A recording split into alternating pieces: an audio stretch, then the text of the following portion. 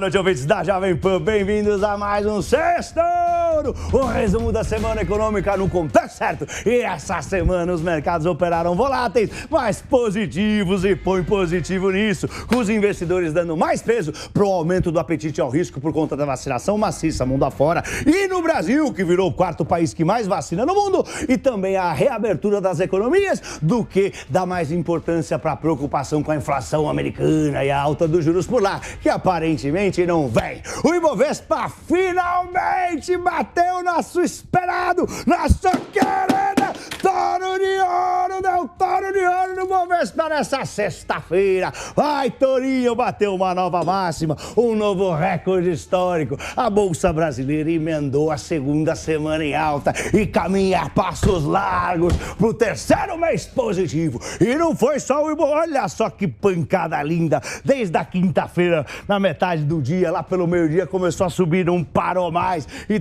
terminou o dia, né? Tá terminando essa semana aos 125.560 pontos, que é o novo touro de ouro da Bolsa Brasileira. Deixa eu repetir o novo recorde, 125.560 pontos no dia de hoje. Bom, mas não foi só o Ibovespa que brilhou, não. O real também participou da festa, tá fechando na mínima do dia. Foi o melhor desempenho, bota o real aqui, Cabral, foi o melhor desempenho do mundo, né? E o dólar tá fechando na mínima da semana, é a mínima da semana, R$ 5,20. Pudera, todo mundo revisou o crescimento do nosso Brasilzão, do PIB do nosso Brasil para cima, né? A arrecadação também aumentou, o superávit veio forte de novo, agradecendo o cidadão urbano tem que agradecer ao agronegócio por ter propiciado essa balança comercial que a gente está vendo, né? O superávit veio muito forte, o clima político melhorou também, vai, Turinho! Bom, e os principais pontos desse sextouro de hoje, vamos lá pro primeiro, os Fed Boys and Girls, são os dirigentes do Banco Central americano que saíram numa cruzada, eles voltaram a ser os grandes propulsores das altas, né, dos mercados mundo afora. Os meninos e as meninas do Banco Central americano, do Federal Reserve, que saíram nessa cruzada pelos Estados Unidos, prometendo juros baixos, falando com os investidores, né? E, aliás, os investidores escutaram e gostaram. A maioria das falas deles acalmaram os investidores, como é o caso de um cara chamado Richard Clarida, que tem repetido sem parar, eu já até perdi a conta de quantas vezes ele falou que a inflação que a gente está vendo é temporária, que eles vão manter o juro a zero, pelo menos até setembro de 2023 e por aí vai. Mas na política do morde-a-sopra deles por lá, um vice-presidente do Federal Reserve avisou que se a economia americana melhorar, ou seja, está melhorando, né? Se a economia americana continuar como está, é hora de começar a debater uma redução de estímulos, começar a conversar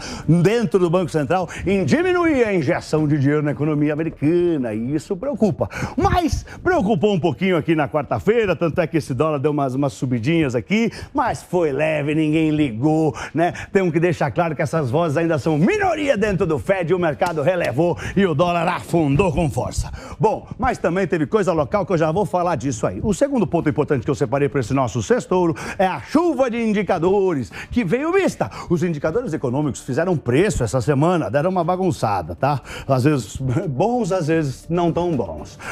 O seguro-desemprego, por exemplo, essa semana renovou a mínima na pandemia lá nos Estados Unidos. Bateu 400 mil pedidos só. Eu sei que parece muito, mas eram milhões, gente, antes, tá? E isso animou os mercados, tá? Quinta-feira e hoje animou com força. Esse dado saiu ontem e hoje o mercado, poxa, bateu o máximo. Hoje bateu touro de ouro, não preciso nem falar, né? Bateu touro de ouro na Europa, lá nos Estados Unidos também tá perto das massas. Gente, por outro lado, as encomendas de bens duráveis, né, de abril lá nos Estados Unidos frustraram e sinalizaram que a maior economia do planeta não está tão pujante assim. E hoje também saiu o preço a inflação, né, o PCE, que é a inflação que o Federal Reserve usa para decidir sobre os juros americanos. Ela veio levemente acima do esperado, pouca coisa, mas não preocupou o mercado porque foi muito pouca coisa, tá? O mercado continuou em alta, os juros T10 nem se mexeram. Aliás, depois disso, os juros do T10, né, que é o juro do renda fixa americano, que é o pai de todos os mercados, toneladas, até caiu um pouquinho. Acho que o pessoal estava preocupado que podia vir até pior do que veio. Por aqui aconteceu o contrário. O IPCA, a prévia da inflação oficial de maio, veio mais fraco do que o esperado, mas o desemprego atingiu as máximas. Isso é triste, tá? Se pelo lado social é muito triste, é horrível, porque os nossos irmãos brasileiros estão sofrendo com o desemprego, pelo lado econômico traz um pouco de alívio e menor pressão sobre a alta de juros na reunião que vem no dia 16 de junho, tá? Bom, o quadro fiscal aqui também melhorou com a aceleração do crescimento da economia. O governo central, né, teve o maior superávit para abril em 7 anos. A dívida pública caiu quase 3% em abril. Como eu disse, graças ao agronegócio. Obrigado, irmãos do campo! Nós, cidadãos urbanos, devemos a você o máximo respeito. Eu já falei ontem, vocês não pararam um segundo nessa pandemia e a gente tem que dar graças a Deus de ter comida no prato. Aliás, para quem for do interior, também para meus amigos aqui da cidade, cidadãos urbanos, hoje a empresa que eu trabalho, a EQI, está patrocinando um show gratuito de 2 grandes fazendeiros importantes, criadores de Nelore, de tourinhos. É o cantor César Menotti e Fabiano. Vai ser agora, daqui a pouco, às 8h15, agora, 8h15 da noite, né? Vai ser totalmente online, gratuito, por conta do coronavírus online, tá? Quem quiser assistir, vai lá no site da moneyweek.com.br. Moneyweek, como se diz em inglês, tá? M-O-N-E-Y, Week, W-E-E-K.com.br. Tudo junto. Você se cadastra e curte o show grátis. Vai ser agora, 8h15 da noite. Corre lá que o show tá começando. Vai, Torinho! Vai, Nelarinho! César Menotti! Tô chegando aí, me espera pra começar esse show. Bom, vamos voltar pros indicadores. Saiu também o CAGED, que mostrou a criação de mais de 120 mil vagas com carteira assinada. Ou seja, o Brasil criou quase 1 milhão de empregos nos 4 primeiros meses desse ano. Bom, não é pouca coisa, gente. A gente tem que lembrar que as previsões eram as piores possíveis pro Brasil. Não pode se esquecer. Não só no ano passado a gente teve o 4º melhor PIB do planeta Terra, tá? Todo mundo falava que ia encolher 9, encolheu só 4, tá? Como esse ano também a gente tá batendo todas as expectativas. Não é à toa que a Bolsa tá onde tá. Bota o gráfico da Bolsa aqui. Não é à toa que a Bolsa tá na máxima histórica. Não é à toa que o pessoal reviu as previsões do nosso PIB para cima. O Itaú aumentou a previsão do PIB de 4% para 5%. Essa é a nova previsão média do nosso PIB, 5%. O presidente do Banco Central, o Roberto Campos Neto, também falou que eles vão rever as estimativas do crescimento do Brasil para esse ano. Gente, antes, né, de entrar no terceiro ponto, aliás, eu quero lembrar outra coisa. Não é à toa que o Brasil está no touro de ouro, não, tá? Não é um fato isolado, é uma junção de um monte de coisas. Eu não quero ser repetitivo, ontem eu já falei disso, mas os investidores estrangeiros começam a enxergar os benefícios das mudanças que o ministro Paulo Guedes conseguiu executar, como a reforma da Previdência, a PEC emergencial, a nova lei do gás, a lei das falências, a lei do saneamento, a aprovação do Banco Central Independente. Você acha que pode até achar que cada uma dessas mudanças não é tão relevante, mas são, gente, e juntas, os investidores, juntas, essas mudanças mudam o nosso país. E é por isso que os investidores estrangeiros estão comprando no Brasil. Sem contar, eles estão fazendo apostas nas mudanças que eles também acreditam que o ministro Paulo Guedes vai conseguir fazer, como a reforma administrativa que está vindo aí, reforma tributária, as privatizações. No momento, a mais emblemática é a Eletrobras, que deve sair já já. Bom, vamos para o terceiro ponto direto. A China foi a vilã do minério de ferro essa semana, no começo da semana. Bota aqui o gráfico da Bolsa. A Bolsa até amanheceu caindo no começo da semana. E também o Irã impactou no petróleo. Essa semana a China, eu disse que ela foi vilã do Brasil, porque olha como na segunda-feira já a Bolsa já abriu. Porque no domingo à noite, né, ela tentou impor, sem sucesso, graças a Deus, ela tentou impor um controle. Ela quer controlar, manipular o preço das commodities, particularmente no minério de ferro, né? No começo da semana caiu bem a Bolsa, na segunda-feira, depois caiu na terça, mas aí já começou a subir, tá todo mundo sabendo que o Brasil tá melhorando, né? O minério de ferro afundou com força no domingo à noite, na segunda, mas depois se estabilizou. E chega agora no fim da semana subindo. A China quer controlar o preço, mas ela não consegue não. Não tem como fugir, China. Todo mundo precisa do nosso minério. Quem quiser, os países estão saindo da crise investindo em infraestrutura e vai construir pontes com menos minério de ferro, vai cair o viaduto. Então vai ter que pagar, China. Não vem com historinha, não. A gente quer mais touro de ouro no Brasil e isso passa necessariamente em vocês da China pagarem o preço que vale o nosso minério de ferro. Não vem com historinha de pagar mais barato, não. Tem que pagar o que vale. Já o petróleo operou predominantemente em alta, com o mercado vendo mais distante aquele acordo nuclear dos Estados Unidos e Irã, que obviamente, se der certo, vai inundar o mundo de petróleo. Os caras vão tão seco para vender petróleo, tá?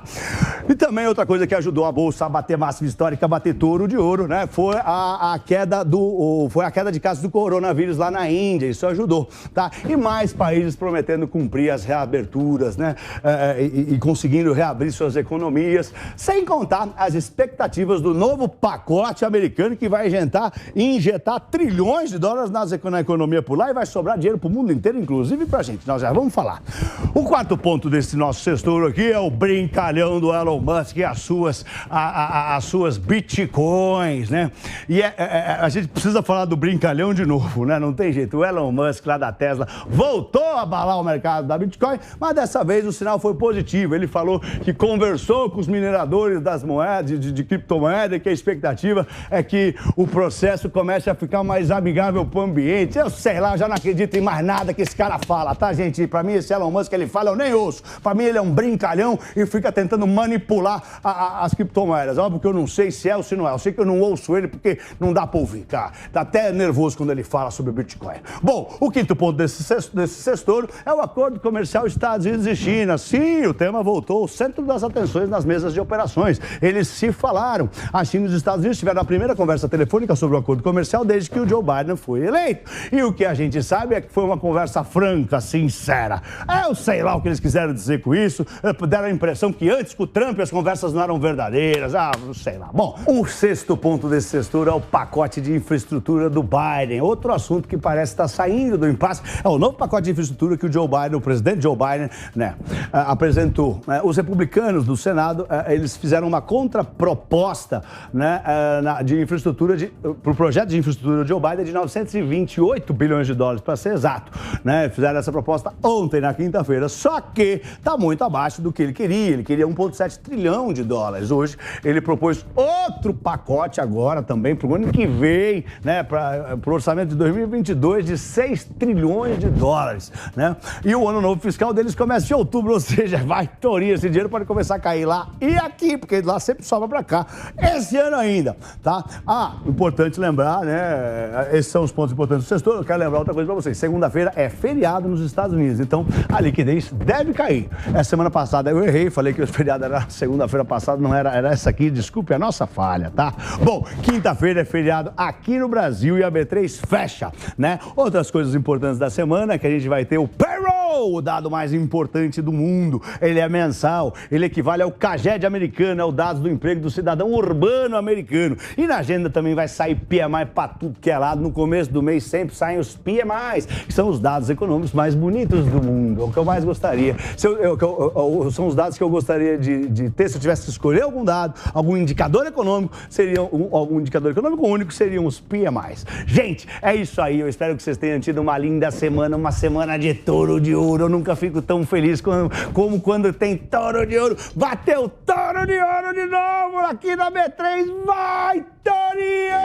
Gente, nos vemos na semana que vem, na segunda-feira, 7:50 da manhã, aqui na Jovem Pan, no Jornal da Manhã, no Minuto Touro de Ouro. Eu sou Pablo, tenha um lindo fim de semana em família. Vai, Torinho! Vai, Torinho!